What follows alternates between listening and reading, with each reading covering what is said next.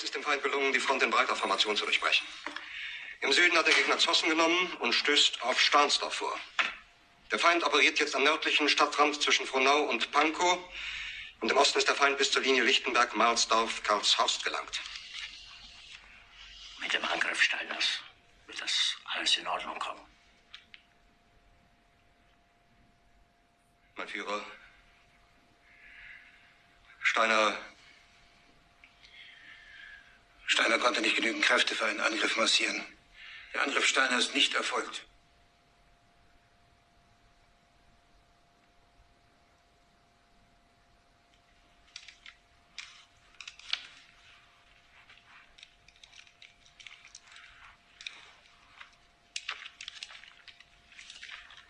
Es bleiben im Raum Keitel, Jodl, Krebs und Burgdorf.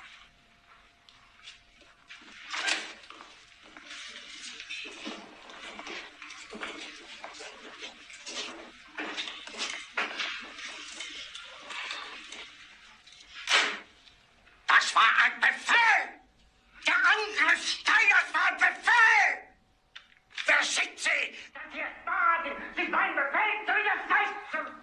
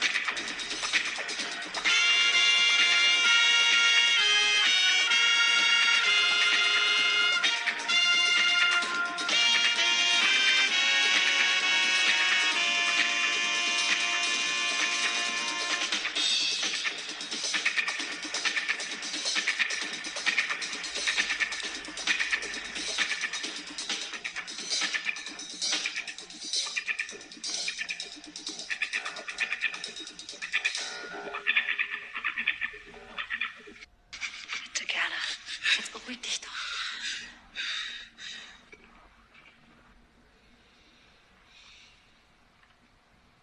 Meine Befehle sind in den Wind gesprochen. Es ist unmöglich, unter diesen Umständen zu führen. Es ist hart.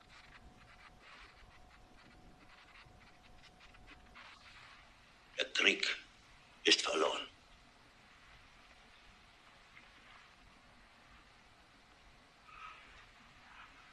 Aber wenn Sie, meine Herren, glauben, dass ich deswegen Berlin verlasse, irren Sie sich gewaltig. Eher jag ich mir eine Kugel durch den Kopf.